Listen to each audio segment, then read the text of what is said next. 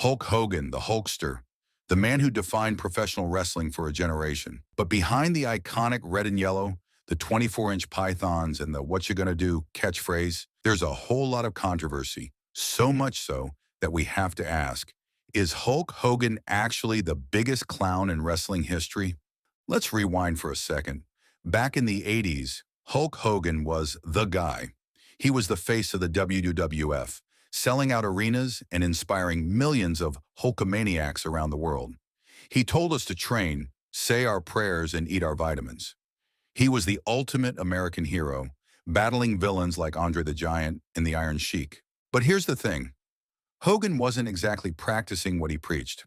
Behind the scenes, he was juicing, big time.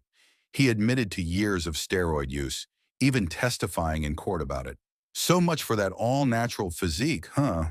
It's pretty clownish to preach about clean living while secretly relying on performance-enhancing drugs. And it wasn't just the steroids. Hogan was also known for being a master manipulator behind the scenes. He used his power and influence to control storylines and make sure he always came out on top. He was accused of burying other wrestlers, sabotaging their careers to keep himself in the spotlight. That's not exactly heroic, is it? It's more like something a self-centered clown would do.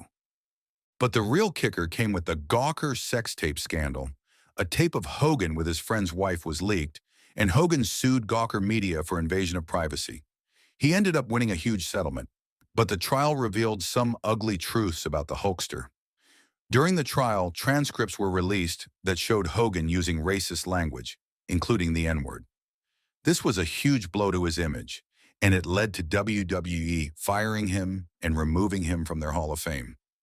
Hogan did apologize, but many people felt it wasn't sincere. He tried to excuse his language by saying it was common where he grew up, which didn't exactly help his case. It seemed like he was more concerned with saving face than truly owning up to his mistakes. And let's not forget the time Hogan appeared in blackface on Saturday Night Live back in the 80s. It's an old incident, but it adds to the pattern of insensitivity and questionable behavior. So, what do we make of Hulk Hogan now? It's a tough one. He's a wrestling legend. No doubt about it, he entertained millions, inspired people, and helped make wrestling what it is today. But he's also made some serious mistakes, said some hurtful things, and been involved in some messy situations. Some people have forgiven him. They believe he's learned from his errors and that the good he's done outweighs the bad. Others can't look past his controversies. They feel like he betrayed their trust and that his actions can't be excused. Ultimately, it's up to each person to decide how they feel about Hulk Hogan. Is he a clown or not? Let us know in the comments below. But for his real fans, don't click away just yet, because if you love Hulk Hogan, here we have an epic rundown of his dynamic career. I'm sure you'll love it. You know the name Hulk Hogan, the blonde hair, the mustache, the bandana, and of course, the signature leg drop that electrified wrestling fans for decades. But before he became a wrestling legend, he was just Terry Bollea, a kid from Augusta, Georgia, with big dreams and even bigger muscles. Let's go back to where it all started. Terry was born on August 11, 1953 in Augusta. His dad, Peter, worked hard as a construction foreman, while his mom, Ruth, balanced being a homemaker and a dance teacher. He had an older brother named Alan, though sadly, Alan passed away at a young age. When Terry was just a toddler, the family packed up and moved to Port Tampa, Florida. This is where he grew up and began shaping the person he'd eventually become. Like a lot of kids, Terry loved sports. He played baseball and was pretty good, even pitching for his Little League team. But as he got older, something else caught his eye: professional wrestling. At 16, he discovered wrestling and instantly became hooked. Dusty Rhodes was one of his favorites, but it was superstar Billy Graham who truly inspired him. Graham's incredible physique and larger-than-life presence made a huge impression on young Terry. That's when he thought, I want to be like that someday. But wrestling wasn't his first career. Terry also loved music. He was a talented bass guitarist and even played in local rock bands. By the mid-70s, he was part of a band called Ruckus, which became pretty popular in the Tampa Bay area. People loved their performances, and it looked like music might be his future. But there was another side to Terry. While his bandmates were jamming, he was hitting the gym, building the kind of physique that would eventually turn heads. One night, while playing at a bar, Terry caught the attention of two wrestlers, Jack and Gerald Briscoe. The brothers were well known in Florida's wrestling scene, and they couldn't help but notice Terry's size. At 6'7" and nearly 300 pounds, he was hard to miss. They saw potential and suggested he try wrestling. At first, Terry wasn't sure. It was a big shift from playing music. But after some encouragement, he decided to give it a shot. That's when he met Hiro Matsuda, a legendary trainer known for being as tough as they come. Matsuda didn't go easy on him. During their first training session, Matsuda broke Terry's leg. Yes, you heard that right. He broke his leg, supposedly to test how serious Terry was about wrestling. Most people would have walked away after something like that, but not Terry. After 10 weeks of recovery, he came back, ready to prove he had what it took. Matsuda was impressed, and the training continued. Terry made his wrestling debut in 1977 under the Championship Wrestling from Florida promotion. His first match was against Brian Blair. At the time, he wrestled under a mask as the Super Destroyer. But Terry knew he was capable of more and started looking for opportunities beyond Florida.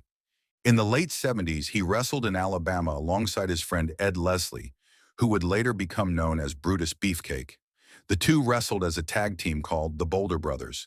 Their chemistry in the ring got people talking, and fans began to notice Terry's raw talent. Around this time, he started experimenting with other names, eventually landing on Terry the Hulk Boulder after a chance encounter on a local talk show. Here's what happened. Terry appeared on the show alongside Lou Ferrigno, the actor famous for playing the Incredible Hulk. The host made a comment about how Terry, with his towering height and massive biceps, was actually bigger than Ferrigno. That moment gave birth to the name we all know today, Hulk Hogan. By the end of the 70s, Hulk Hogan was becoming a name to remember. He joined the World Wrestling Federation, WWF, in 1979 and immediately stood out. With his blonde hair, his charisma, and his impressive size, he had the perfect look for professional wrestling. He started to build a following and had memorable matches with legends like Andre the Giant and Bob Backlund. But Hogan wasn't just making waves in the US. He also wrestled in Japan, where fans nicknamed him Ichiban, which means number one. Wrestling in Japan gave him a chance to showcase a different side of his skills. Instead of relying on brute strength, Hogan used more technical moves, which earned him respect from fans and wrestlers alike. When Hulk Hogan returned to the WWF in 1983, wrestling would never be the same. His charisma, larger-than-life personality, and connection with fans were exactly what Vince McMahon needed to take the company and the sport of professional wrestling to a whole new level. It all started on December 27, 1983. Hogan made his official return during a television taping in St. Louis, Missouri, defeating Bill Dixon in a match that marked the beginning of a new era. Just a few weeks later, Hogan firmly established himself as a fan favorite by saving Bob Backlund from an attack by the Wild Samoans. Fans who remembered his earlier heel persona were now fully behind him. The story was simple. Hogan had turned over a new leaf, and Backlund vouched for him, declaring he's changed his ways. He's a great man. Then came January 23, 1984, a date that would go down in wrestling history. In front of a sold-out crowd at Madison Square Garden, Hogan faced the Iron Sheik for the WWF World Heavyweight Championship. The Iron Sheik, managed by the cunning Freddie Blassie, was dominating the match. He locked Hogan in his dreaded camel clutch, a submission hold no one had escaped before. But Hogan powered out, fed off the roaring crowd, and delivered his signature leg drop to pin the Sheik. Just like that, Hulk Hogan became the WWF champion. After the match, commentator Gorilla Monsoon proclaimed, "Hulkamania is here." And he wasn't wrong. That night, Hulkamania was born, and wrestling would never be the same again. Hulkamania wasn't just a wrestling phenomenon. It was a movement. Hogan introduced his fans, who he called Hulkamaniacs, to his now famous 3 demandments: training, saying your prayers, and eating your vitamins. Later, during his feud with Earthquake in 1990, he added a 4th demandment: believing in yourself. With his vibrant yellow and red ring gear, larger-than-life entrances, and signature moveset, Hogan became the ultimate wrestling hero. His matches followed a thrilling pattern that fans couldn't get enough of. He'd start strong, dominating his opponents only to face a setback that made victory seem impossible. Then he'd Hulk up, summoning a surge of energy from the crowd's cheers, becoming impervious to his opponent's attacks. A big boot, a leg drop, and a 3 count later, Hogan was standing tall with his arm raised. By 1984, Hulkamania was in full swing. But it wasn't just the fans who noticed Hogan's star power. Marvel Comics did too. The Incredible Hulk was one of their most popular characters, and they struck a deal with the WWF to allow Hogan to keep his Hulk moniker, while Marvel retained trademarks on certain elements of his branding. This partnership was an early sign of just how big Hogan and professional wrestling was becoming. Hogan's career reached a whole new level in 1985 when Vince McMahon launched WrestleMania, the WWF's first major pay-per-view event. Hogan was front and center, teaming up with actor and TV star Mr. T to face Rowdy Roddy Piper and Paul Orndorff. The match wasn't just a wrestling bout, it was a spectacle, blending Hollywood and professional wrestling like never before. The match itself was full of drama and excitement. With Cowboy Bob Orton in Piper's corner, Hogan and Mr. T faced an uphill battle. But in the end, Orton accidentally hit Orndorff with his cast, allowing Hogan and Mr. T to secure the victory. WrestleMania was a massive success, solidifying Hogan as the face of the WWF and catapulting the company into mainstream pop culture. Hogan became a household name. He appeared on the covers of major magazines like Sports Illustrated, People, and TV Guide. He co-hosted Saturday Night Live and starred in his own Saturday morning cartoon, Hulk Hogan's Rockin' Wrestling. Everywhere you turned, it seemed like Hogan was there, flexing his 24-inch pythons and promoting the power of Hulkamania. While Hogan was busy becoming a pop culture icon, he was also defending his WWF championship against a long list of challengers. In 1986, he took on King Kong Bundy in a brutal steel cage match at WrestleMania 2. Hogan's victory solidified his reputation as a hero who could take on any challenge. But perhaps Hogan's most famous rivalry was with Andre the Giant. The storyline leading up to their match at WrestleMania 3 was simple yet compelling. Andre, once Hogan's ally, turned against him and challenged him for the WWF Championship. The match took place in front of a record-breaking crowd of over 93,000 fans. Hogan and Andre's clash was unforgettable. The moment Hogan body slammed the 520-pound Andre was dubbed the Body Slam heard around the world. It was a defining moment in wrestling history, and Hogan's victory that night cemented his legacy as one of the greatest performers of all time. In the late 1980s, Hogan teamed up with Macho Man Randy Savage to form one of the most iconic duos in wrestling history, the Mega Powers. With Savage's wife, Miss Elizabeth, acting as their manager, the pair seemed unstoppable. But behind the scenes, tension was brewing. Savage became increasingly jealous of Hogan, suspecting that he and Miss Elizabeth were more than just friends.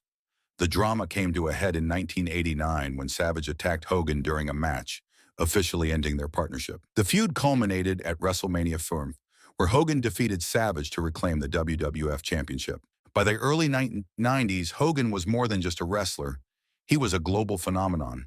He won 2 Royal Rumble matches in a row and added a 3rd WWF Championship reign to his resume by defeating Sergeant Slaughter at WrestleMania 7.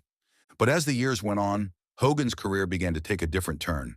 In 1993, after a brief return to the WWF, Hogan decided to step away from the company.